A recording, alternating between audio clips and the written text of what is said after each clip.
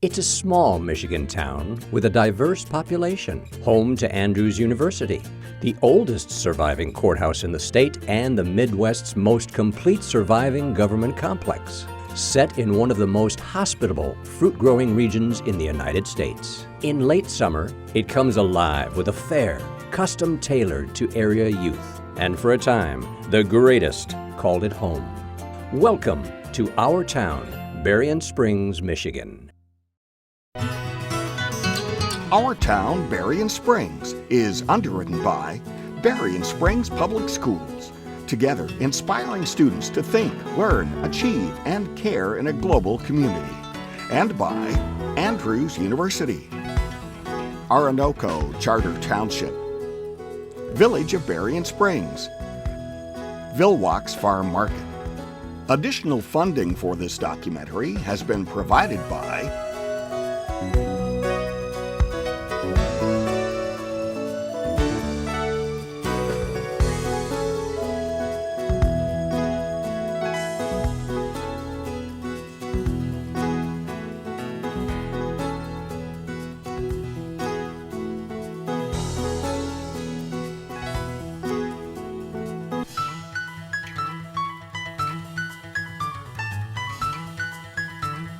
Thank you.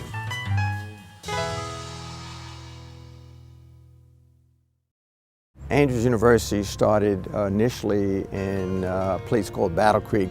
By 1874, the school had 700 students, but was getting crowded. And so someone said, well, maybe we should find a place with more land, and they came out and found this location.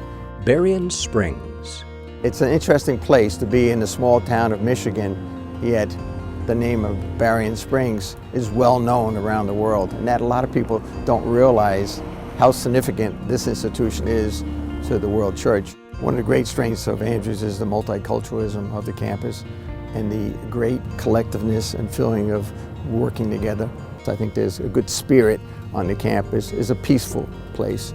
And of course, we as Seventh-day Adventists, as Christians, we believe in that concept, and therefore we encourage that among our students. The Andrews campus is extremely culturally and ethnically diverse, and it makes a point of giving back to the community, closing down for one full day in the fall for a day of caring.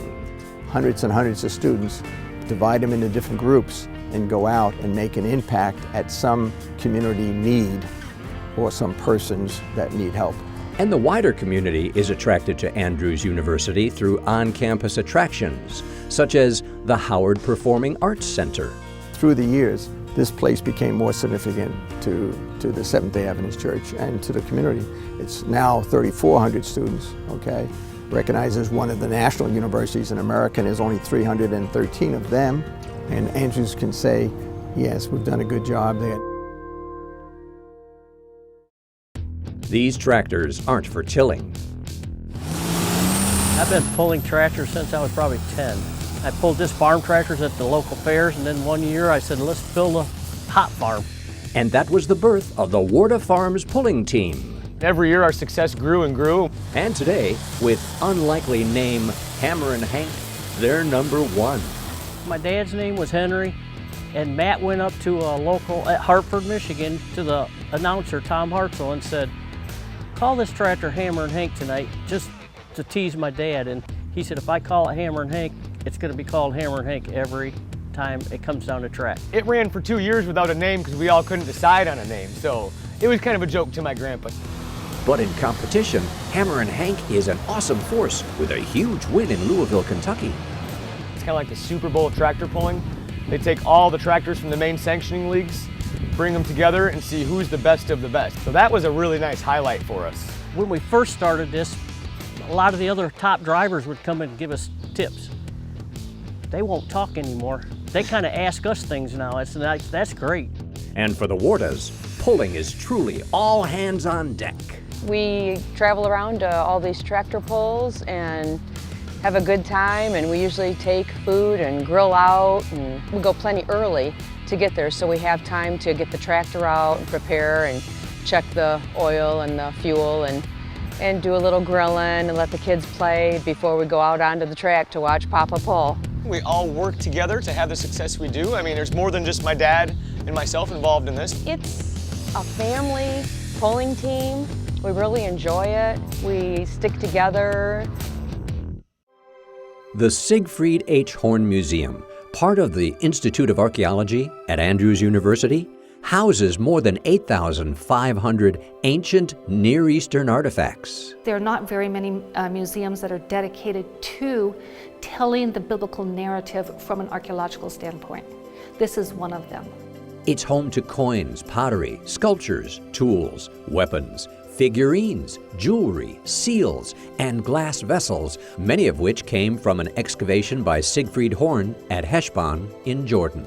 Biblical archaeology simply means that we are looking at our artifacts from the standpoint of the biblical narrative. For those who are students of the Bible, this has really great significance because you're able to connect with an event that is discussed in the Bible, talked about in the Bible, and you can see in that three-dimensional form something beyond just what your imagination was able to conjure up in understanding that narrative. The Bedouin tent is a favorite exhibit for many Horn Museum visitors.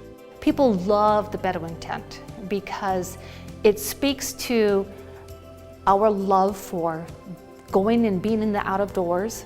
And the Bedouin tent is very interesting because it is a type of tent that is used today by the nomadic Bedouins that go from place to place in the desert, all across the modern Middle East. There's an ongoing project at the museum, funded by a grant from the Adventist Layman's Services and Industries. The Bible and the Horn Museum project intends to share with the public the relationship that we found between Bible and archaeology, and we have 40 objects here in the Horn Museum that had those connections. We explain those connections in the format of a book and also in a website. We hope that we can engage the public with more the discoveries that we have, the different perspectives from archaeology, and they can find more connections between their daily study of the Bible. What this place is like a gateway to God's leading in the past. Sacred and secular, all inspirational. The Art of Nathan Greene. When I was studying in art school at the American Academy, I became a great admirer of some of what I call the Golden Age illustrators, Norman Rockwell, Harry Ahn, N.C. Wyeth, Frank Schoonover. There's a bunch of artists that were traditionally trained and did fantastic work. I met Harry Ahn, who was a prominent illustrator back in those days from probably the 1920s until the 1970s, and he became somewhat of a mentor to me. I think to me it was sort of like Elijah passing on his mantle to Elisha. You know, it felt pretty, I don't know if it meant that much to him, but to me it was profound. Like Norman Rockwell, much of his artwork had appeared in magazines, Collier's, Ladies' Home Journal, and Good Housekeeping.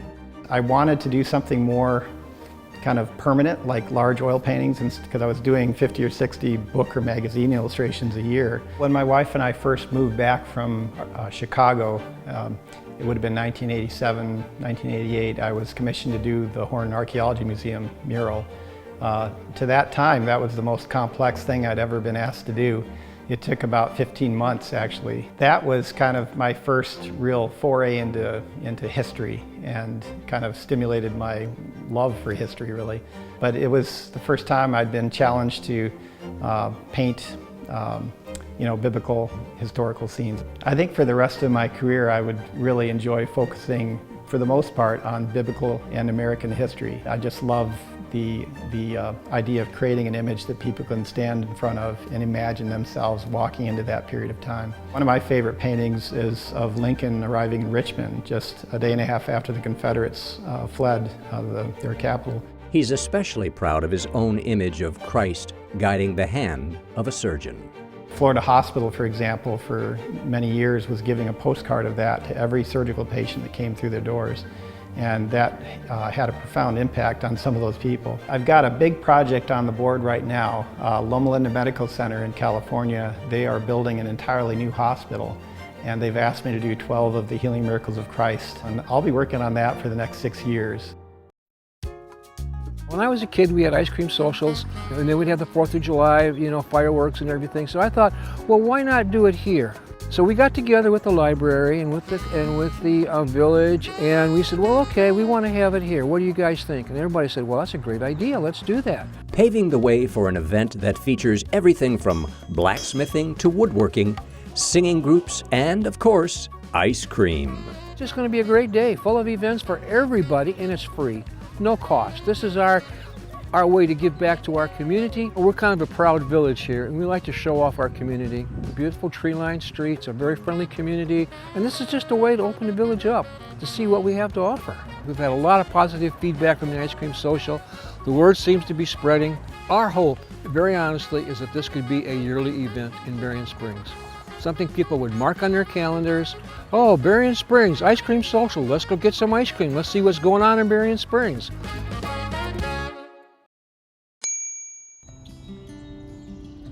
Just outside of Berrien Springs lies a 200-acre natural oasis, Love Creek Nature Center. Love Creek is Berrien County Parks Nature Preserve. It's where we do our environmental education programs for people of all ages. I think it's important as a place to get everybody exposed to nature, give them a little bit of time to get out, space to get outside. Love Creek was dedicated to the citizens of Berrien County in the nation's bicentennial year, 1976. But it's actually been owned by Berrien County for almost 125 years. So it's been around a long time, and the Nature Center also started out as a picnic shelter down the hill here with just a little office attached to it. And then in 2001, they built this very nice state-of-the-art nature center with a few exhibits. The forest here is like really old beech maple forest. It's one of the few places in Berrien County where you can find this kind of forest. It's what Michigan used to look like in parts of our park. It's a year-round park designed to immerse visitors in nature. So when you come out to Love Creek, we have about 6 miles roughly of hiking trails. We also offer about 3.5 miles of mountain biking trails where you can bring your own mountain bike.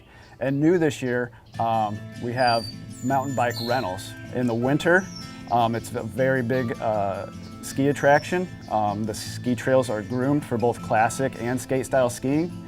And we rent all different sizes of adult and kids skis. Beyond recreation, Love Creek offers environmental education, primarily for elementary school-aged kids. And we'll tailor our programs to whatever the teacher's currently studying. If they've got a section on animals, we'll do an animal program, trees, anything that they would want. And in the spring, Love Creek comes alive with ephemeral wildflowers, one of the park's most popular attractions. See them while you can. When folks from central Berrien County want local news, they often look no further than their mailbox for their weekly edition to the Journal-Era. It's published every Wednesday, and we cover all the news and activities that go on in our wonderful local communities. Around since 1874, it's now the oldest continuously operating business in the area. We're an intensely local publication, and so we focus a lot on the wonderful people who live here and all the good things that happen in our schools and government. We have a section called Looking Back, and people just love that. And we have an extensive postcard collection, so we run old postcards of the different towns with that.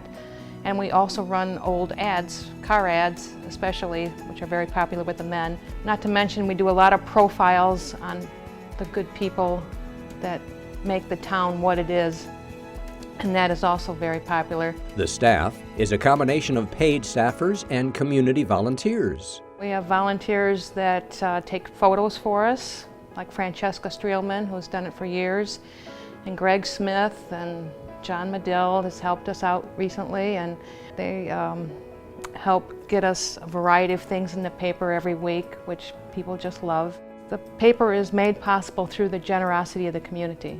It's important that people stay informed about what's going on at their local level of government, what's happening with their police and fire departments. And if they just spend, an hour or two reading the Journal there every week, they're always informed. It makes for a better community if you have an informed citizenry. One of the biggest challenges we have is to attract younger readers, to get them involved in their community, to get them reading, to get them interested in what's going on at the local level of government, and to want to become involved and stay here. Since 1938, Sylvester Stadium has been a fixture in Berrien Springs. Now it's being reborn as part of the Berrien Springs School Plan, a plan to consolidate the schools into a modern campus. Like most school systems back in probably the 1940s and 50s, often the buildings within the school system were spread out throughout the community. But in recent years, the local school board had a different vision. Through process of planning and negotiation, they purchased quite a large area, and today it now houses our public school system, K-12, so that all of our buildings, all 7 of them that make up the Berrien Springs public school system, are all located on a campus setting. They're all within walking distance from each other. What it does for us today is it allows us to share programs. Our community has expressed to us that they, going forward as our district looks at facility improvements and looks at any future growth, this campus setting concept is really critical for our community to maintain. They love the fact that their school system is located in one area of our community and that our facilities are easily accessible by parents. Sylvester Stadium was opened in 1938. It was renovated in 1998, 1999. And the renovation involved some improvements on the football field, some new seating, a new wood press box, and a few other small amenities. It became pretty obvious to us in that master planning process that the current location of our track and field program and our soccer programs, which had a separate facility which is currently located behind the high school, would better serve the future needs if we were to combine that with the current Sylvester Field. And so the new Sylvester Field Stadium will serve not only the needs for football, but also for soccer, for track and field. It'll be a place for our marching band to compete, to host tournaments. So without the vision of that Board of Education back in the 1950s to purchase the property that we now have, the plan that I just talked about could never happen. It's Berrien Springs' world-class music venue. Acoustics, acoustics, acoustics. Everything within the building is built to resound well. The mission of the Howard Performing Arts Center is to produce world-class classical music, to have a venue that our community can use, and it is an outreach to include everybody in this wonderful experience of music. Completed in the autumn of 2003, the Howard Performing Arts Center on the Andrews University campus was the dream of John and Dee Dee Howard, and the dream came true with the largest single gift ever made to Andrews University. It's now home to a wide variety of musical live performances. We've had David Phelps, we've had Sandy Patty, we've had just recently Sidewalk Prophets, and we've had Jamie Grace, we've had the Canadian Brass, and also the Vienna Boys Choir. So it's a range between contemporary Christian to classical. One thing that's really unique here at the Howard Center is that we have the Miss Berrien Springs Scholarship Pageant. It's a beauty pageant that looks not just at the superficial front, but into everything that makes up the whole person, including how they contribute to the community, what they're involved in, what voluntary services they do, and even how well they do in school. Besides the contemporary Christian music and the classical performances we have here, we are very interested in adding a cultural diversity type of program. We have invited some people that have performed upstage from Africa, from Russia, and I think the next one we want to try is get a group from China. We want to continue being a world-class building and offer music and enjoyment and entertainment to everybody around our community as well as the university. This is WAUS, Berrien Springs, South Bend. WAUS is one of the first radio stations in the nation. In 1919, John Fetzer, later the owner of the Detroit Tigers, was an Andrews University student who started a small campus radio station which operated until the Great Depression. And then in 1971, we came back on the air as a full-service FM, and we've been that ever since. Our goal is to provide classical music to accompany people's lives, people as they're getting dressed in the morning or driving to work or doing gardening. We're hoping to be there with them, be a companion. We have students, about 8 students a year that we hire, and they come from all majors. Some have never heard classical music except on cartoons or movies until they start working here. And so we run our announcer meeting like a broadcasting class, and we teach them the basics of broadcasting and how to pronounce the various languages that you have to know to do classical music.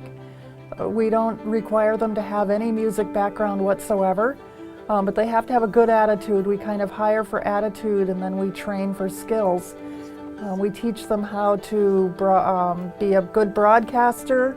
WAUS is an outlet for marketing for the university. We raise the profile of the university in the community. It's interesting because no matter where I go in the country or the world, I meet up with people that have heard WAUS and know about Berrien Springs because they have heard WAUS. The WAUS studios are in the Howard Performing Arts Center, and the station sometimes delay broadcast performances.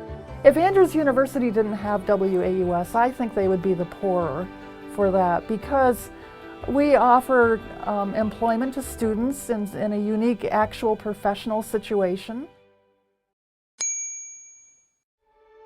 The Berrien Springs Courthouse is the oldest standing courthouse in Michigan.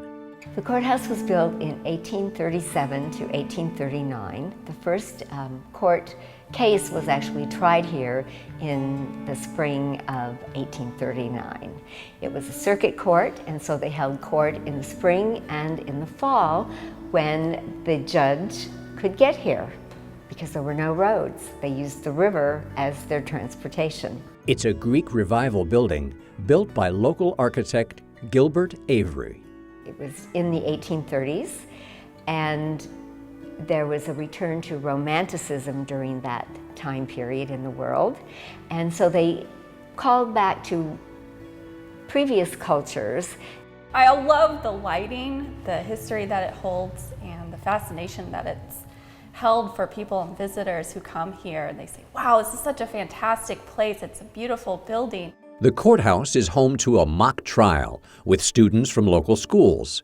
It's based on a trial that actually happened in Berrien Springs in the 1830s. We have a defendant, we have the lawyer, we have a prosecuting lawyer, we have 1 to 3 judges. So everyone's involved and they go through the process. They have a script that they follow, and sometimes if they're a witness on the stand, they get to make up their answers. In addition to being the oldest courthouse in the state of Michigan, we are probably the oldest government complex in the whole United States, or at least in the Midwest. When the county court system moved to St. Joseph in 1894, this complex was used for many things. It was a dance hall, a community gathering place. It was also a militia drill hall. And at the turn of the century, when Battle Creek College was looking for a new home, they came to Berrien Springs and they found property, but when they got here they realized they had no buildings, so they rented the courthouse complex. It's home to an annual fundraiser with a historical backdrop. Our most recent guest was Alexander Hamilton. It's important to keep history alive because you learn a lot. It gives you a wider perspective and helps you understand what's happening right now. Everyone knows that Southwest Michigan has long been known for sunsets over Lake Michigan. But until more recent years, the area wasn't known for its wine. When we started our winery, who knew about Michigan wines? Everybody thought we were a joke in kind of a sense that how can you grow wine grapes in Michigan? When we became a winery 35 years ago, we were the second winery in the area, and wine grape growing really kind of took off about then as some other wineries opened up in the area. And as viticulture spreads and wineries become more numerous in the region, local winemakers get together to promote their labels to a wider market.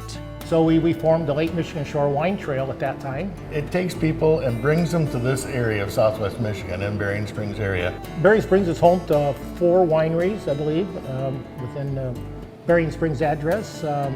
We get on any given day, not just weekends, people that are camping down at the St. Joe River or in town to go fishing, and they seem to find their way out here. And the wine trail's done a fabulous job by making sure everybody gets around the area to see more than just one little area, one little spot. Being so close to Chicago and surrounded by an impressive Great Lake resort area, the wine trail attracts people from across the country and around the world. We get international people passing through. Obviously, Germany and France, they don't pass up an opportunity to come to a winery. And I think that there are so many new vineyards and new vineyard operators and wineries that have opened up that have realized that this little microclimate we have here in southwest Michigan is ideal for growing premium wine grapes. We've grown world-class wine grapes in this area, and we've proven it. More than 30 years have passed since retired Berrien Township Police Chief Jim Kesterkey made a Christmas Eve arrest that touched off a Berrien Springs holiday tradition that is going strong today. There was a dispute between the wife and the husband, and he had to take the husband to jail, and they had a little daughter there that was the age of our daughter, about 2 years old at the time. Despite having to do his job, he quickly realized that this little girl would not be having a happy Christmas morning. There was little food and no Christmas tree in the house. And he called me and he said, "Can I come get some food and some of our child's gifts?" So he came and got our daughters some of her gifts and our Christmas dinner, and he took it to that family so they could celebrate Christmas. Then of all things, Christmas Eve, and just to see the house desolate, nothing there for this little girl. It really struck a chord. And so the next year we thought, well, let's see if we can do a couple more, and we asked a couple of the members of the department if they'd like to chip in or go in with us and see if we could help a couple more families, and it's just grown year after year.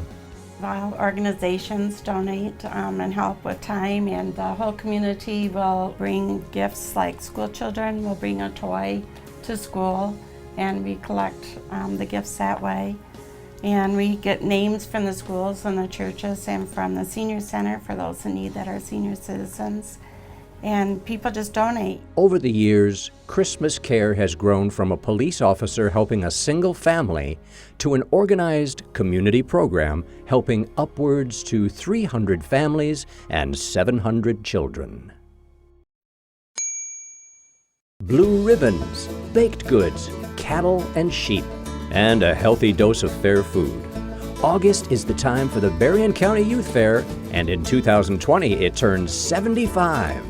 Berrien County Youth Fair is an annual event showcasing youth from Berrien County between the ages of 5 and 20. Their exhibits can be anything from 4 cookies to a steer. We want a place where there's no alcohol, no games of chance, so that people can come and enjoy and see agriculture, because agriculture is a big part of all of our county fairs in Michigan. For those who don't live on a farm, the fair is an opportunity to see how a cow is milked, long before the milk appears at the grocery store in a gallon jug. People love to come and see the kids' exhibits, to see all the animals. We have like over 900 rabbits in the 2 rabbit barns that we have. So there's just a lot of animals here. But it's not all animals, crops, or carnival rides. You go through the craft barn and I'm just always amazed at what kids put together and do. We had different welding exhibits and electrical exhibits that are just way beyond what I could ever imagine doing, and it was someone between the ages of 5 and 20. Fair food abounds. You'll find corn dogs, elephant ears, and crazy fried concoctions that you've probably never dreamed of trying in your kitchen. It brings a lot of people together. We end up with somewhere between 100 to 120,000 people here throughout our 6-day fair. It's a time when you can renew friendships. Some of the people that you've gotten to know at the fair, you only see once a year at the fair. The Berrien County Youth Fair is the last blast for kids in the summer and a time for the parents to be excited for them to go back to school. The settlers around Berrien Springs knew they were onto something good. A perfect climate for growing fruit. Let's meet 3 local farmers. It's a beautiful area because there's rolling hills with different crops growing all the time. Literally, the sky is the limit here. I consider Southwest Michigan a salad bowl. We grow a little bit of everything. My own heritage from Germany, basically, from both sides of my family. They knew that this area, being on Lake Michigan's eastern shore, would have the prevailing winds coming across the lake, that this would be a good fruit growing region. At first they started out, they were some small grain farmers, but after studying the soil, studying the weather and everything here, understanding the benefits of Lake Michigan, they realized that this was extremely fertile ground where most fruits and vegetables other than citrus could be raised. My grandma had grown up on a fruit farm, and my grandpa came from what's Ukraine now, and had some farm background. So they found 40 acres out here after the doctors said, "Adolf, you need some fresh air." These family farmers and many others began growing in this fruit-friendly microclimate on mostly 20 to 40 acre plots. Our climate is a lot like Europe, and there's a lot of European ancestry here in Michigan, and I think that that's why there's a little gravitational pull here to Southwest Michigan. The winds in the spring keep us a little bit cooler. In the winter, it warms it a little bit. With the moderating effect of Lake Michigan, the blossoms seem to survive better here, and we can grow a lot of apples. We grow grapes and cherries and peaches, pears, plums, apricots, nectarines. There's a lot of blueberries grown here, and there's of course a lot of vegetable crops. Having such a diversity of crops in this area, I think, is great for just the overall culture of the area. We have customers from all over the Midwest that come and buy fruit from us. I think that this area is second in the country in diversity of crops grown, only to the Central Valley in California. You can drive 10 or 20 miles and get strawberries and cucumbers and tomatoes and cherries, peaches, everything. And the proximity to Chicago makes Berrien Springs an ag tourism attraction. It's almost getting kind of crowded in the summertime sometimes with all the tourists coming and the winery tours and the farm markets and such, but it just creates a whole culture and climate for the area that's pretty special. A lot of our customers then come and stay a couple days. They hit all the wineries, they want to go see the beach, stick their feet in the sand, so I think that we're part of the draw that makes up Southwest Michigan. I feel very fortunate that we live so close to a city like Chicago that just has the sheer demographics of so many diverse people that are interested in fresh produce. And folks around here are proud of the fact that most of the fruit grown near Berrien Springs is from family farming. Pretty much all the farms I could name in this area go back generations. There's something for everybody at the corn dog booth. There aren't many things tastier at the Berrien County Youth Fair than a battered hot dog on a stick, fresh out of a deep fryer. For the Friends for Berrien Springs, corn dogs means money for charity. With the corn dog booth, our mission is to provide a decent, affordable meal for families to come out to the fair. People come from miles around to the fair just to have the corn dogs due to the quality of the product. To make the corn dog itself, we do it ourselves in the booth and fry it, and it's from beginning to end in the booth. Our batter is on a liquid consistency. After we dip it in there, we let it drain off to a certain amount, and then it goes into the fryer, and it stays in the fryer until it's a golden brown, and it is served to the customer basically within minutes. The important part is that the money that we raise, we turn around and donate right back to the community. We donate to many groups. Some of the major ones are the Berrien County Youth Fair, Berrien Springs Public Schools, The Berrien Springs Archaeological Fire Department. One of the biggest organizations we donate to is the Greater Berrien Springs Recreation Department. We donate scoreboards, pitching machines, and all the other accessories that they need. Also Orinoco Township, Berrien Springs, the village of Berrien Springs, various churches, Boy Scouts. 20,000 corn dogs. Now that's a lot of corn dogs. Once and always the greatest. I met Muhammad in the summertime. We were downtown Berrien Springs, and there was a road bus there, a Greyhound bus, and in the front of the bus where they have the destination, instead of having the destination there, it said Muhammad Ali.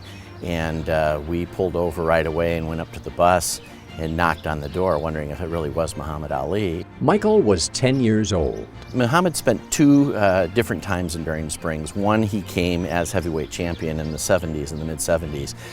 That was a different time for him being here. He was still training, he was still fighting, although towards the end of his career. The second time when he returned back to the property in 1987, that was a different part of Muhammad. He had retired from boxing. He had been diagnosed with Parkinson's, and he and Lonnie came back here to the community then, and Muhammad was very accessible at that point. There was many times where you'd find Muhammad walking up the street by himself. As a community, though, we became very comfortable and used to seeing him around town, whether it was up at the school. He'd like to go up to Andrews University and interact with the kids up there. He enjoyed going to the downtown McDonald's when that was put in. Unlike many celebrities who would wait for you to approach them, he would actually approach many people himself and take that initiative to interact with them and talk with them. One of the favorite stories or favorite times we shared together was having him over to the house for either Christmas or Thanksgiving. And we celebrated those holidays a couple times after that together. And in Berrien Springs, Ali felt comfortable enough to pull a prank or two. We would prank phone call people. And he got such a kick out of calling people, and they would answer the phone, and he'd say, they'd say, "Who's calling?" And he'd say, "This is the greatest of all time." Cultural Awareness Day is an opportunity for the students to learn about each other. Because of Andrews University, we have a large number of international students who come to Berrien Springs, whose parents are studying, so they decide to come to Berrien Springs. We found, even as I was growing up, you don't know about somebody until you know about their culture and how they've lived and where they've come from. The tradition goes back 25 or 30 years. It's important for the students because it gives them the opportunity to learn about each other in a way that isn't typically done every day. I know that when I was a kid, one of my best friends was from Uganda, one of the benefits of growing up in Berrien Springs, actually. And I learned so much about her culture that everyone should have that opportunity and that experience. Some of the things you can expect to see on Cultural Awareness Day, we singing, our choirs perform, individuals, students perform.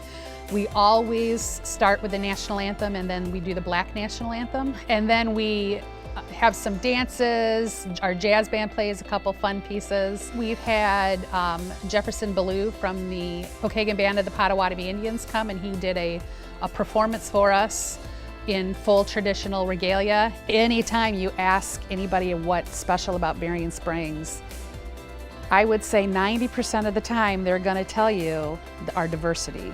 The differences in the community that we have, the way that we can come together and promote that diversity. Any way that we can show off our uniqueness is important to us. We used to think, oh, America is just heaven. So we came here. How did I get started painting? That's a good question. Actually, I wasn't going to be an artist, but when I became a Christian, which I don't know anything about because I was in North Korea. When I came down to South by UN soldier as a refugee, I was as a painter of homeless people and all those. I was once upon a time I was like that and on the street. So And as a Christian, I want to do something. As an artist, Harry Ahn specializes in portraiture. My favorite artist, master Rembrandt and John Singer Sargent type of. I really love Rembrandt's work. I'm just crazy about his technique, and I wanted to learn. That's why some people say that, oh, your work is like a Rembrandt's work. He's been recognized as a grand master artist. It's like a great honor. So when I got to Michelangelo's 500 years of celebration international award, when they show my work, they all, that attendance, they all just rapping, clapping, and then how that happened, because that master technique came, that's originated from here in Italy. Portrait is the very hardest thing for artists to achieve that goal. But I like the challenge, so that's why I got the last award. Truly a fixture in Berrien Springs, he's proud to have done portraits of Adventist pioneers James and Ellen White, which hang in the Andrews University James White Library. His personal story of being a refugee of the Korean conflict has influenced his most treasured paintings, portraits of the homeless. So I want to glorify whatever I do, and I have a gallery and studio here, so I love it. So I'm going to maybe finish my life here. Yeah. Your Story Hour is a children's radio ministry that started more than 70 years ago.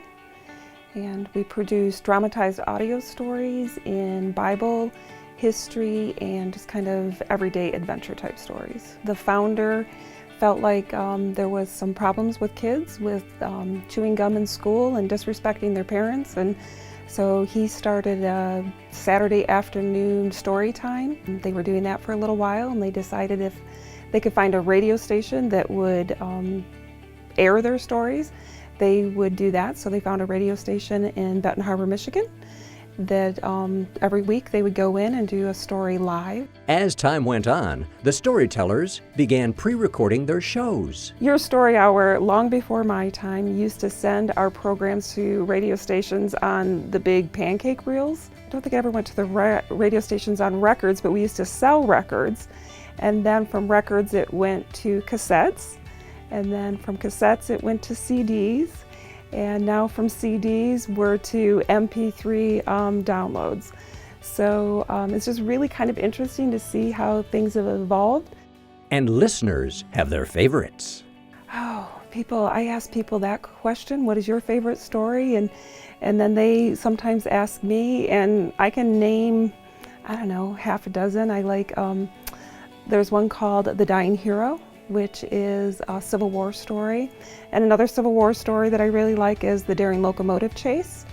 And I really like our Joseph stories from the Bible. Our motto is making boys and girls of today better men and women tomorrow. We provide stories that help with character development and just kind of a good moral compass. And it's done in a way that's educational but entertaining at the same time. His name isn't Gibson or Martin, but his handmade guitars give those music titans a run for their money. I came to Berrien Springs on the advice of a friend of mine who had another store around the corner from here. The instruments that I make are all based on classic designs from Gibson and Martin and a few others. I've learned to actually enhance the tone, and all of the instruments that I do make are unique. There's no two the same.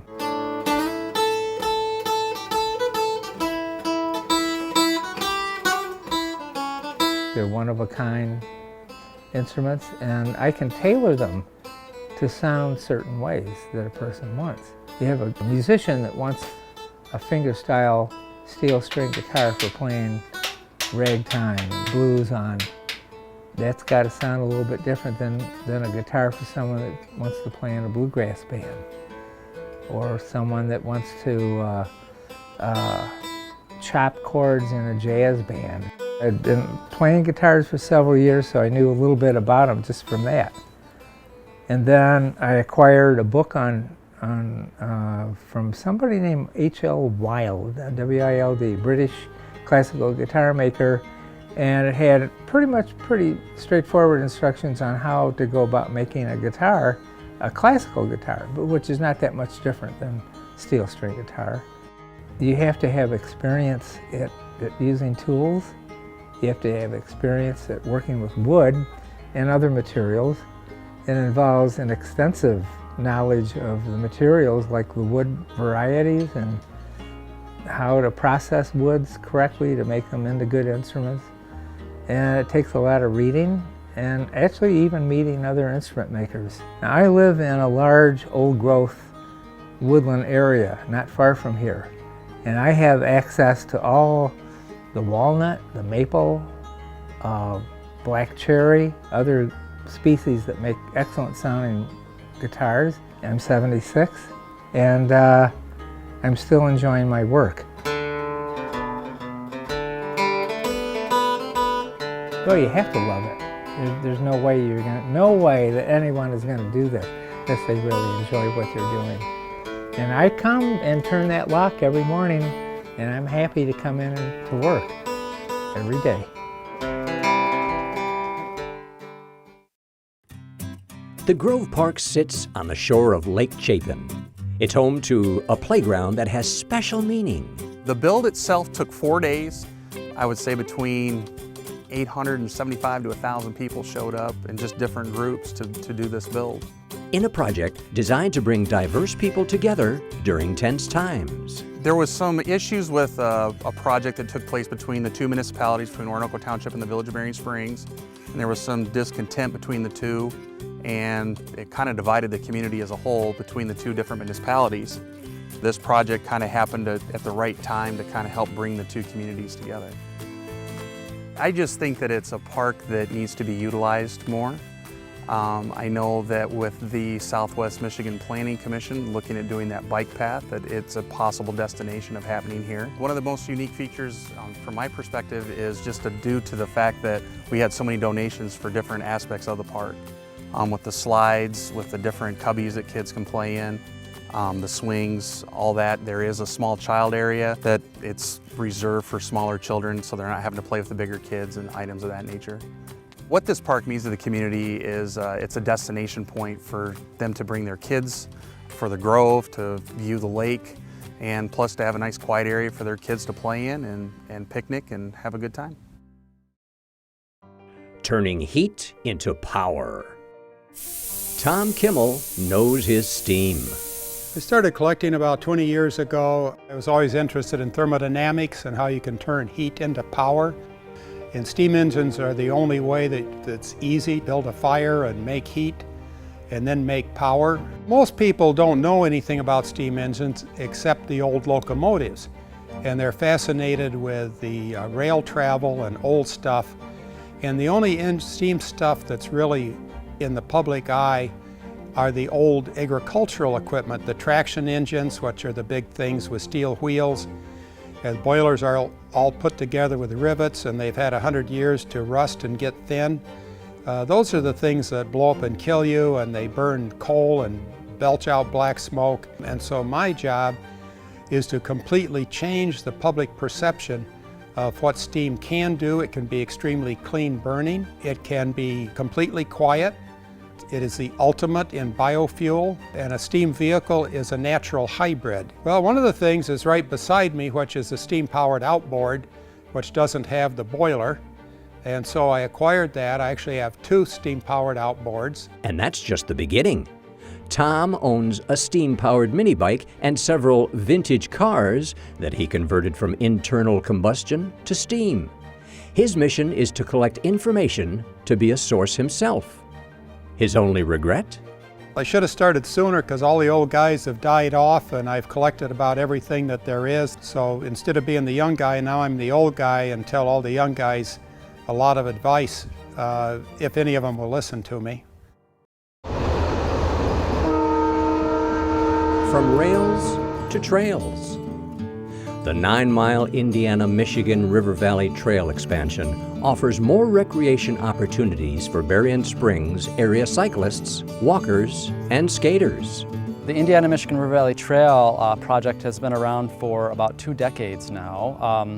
The current trail system by the end of this year will hopefully be completed. This section of trail used to be an interurban railroad between Berrien Springs and Niles. It closed in 1934. A goal for the trail that we're trying to do is give people more access to recreation opportunities. We also want to make sure we're providing some non-motorized connections between some major attractions. We hosted a large Berrien County non-motorized summit. We had over 125 people come out, and this corridor section from Niles to Berrien Springs ranked really high for a lot of the residents and participants that came out to that summit. It's a multi-year project. A lot of planning and researching needs to happen first. We want to make sure that our community has safe access to those recreational assets. So we feel that it's a really great value for people. You know, Andrews University is located right in Berrien Springs, and we could kind of connect university to university. There's a lot of great schools, you know, restaurants, local attractions, the youth fair, and various other things in the community that would really be able to benefit from having a safe way to get around and connect the area. When the expansion is completed, the total length of the Indiana-Michigan River Valley Trail will be a little more than 40 miles.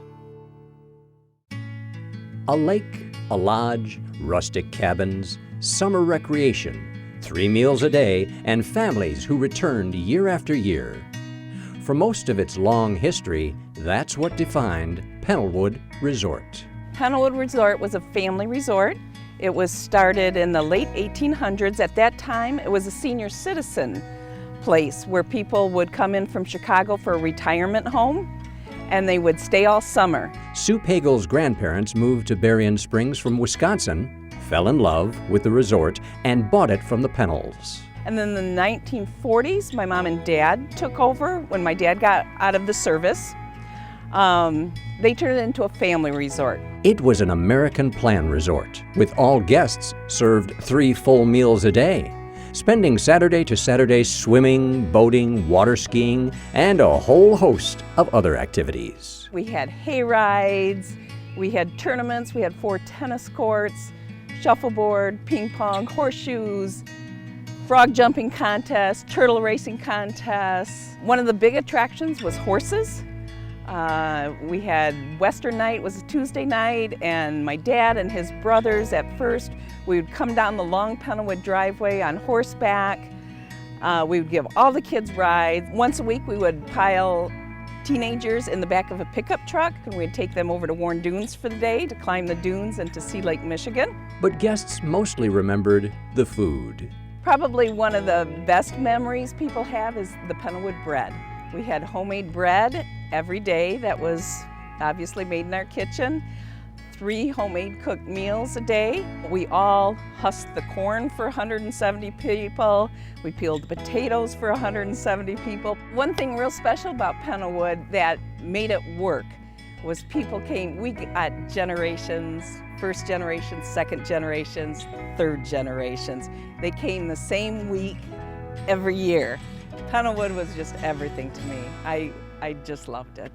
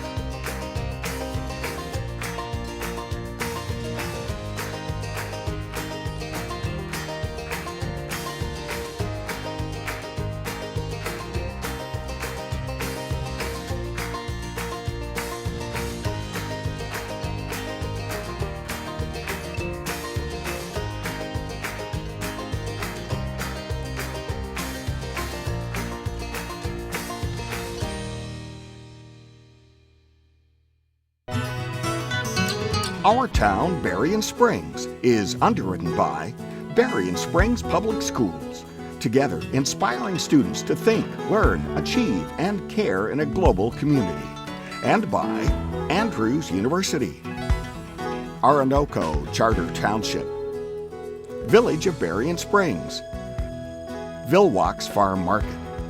Additional funding for this documentary has been provided by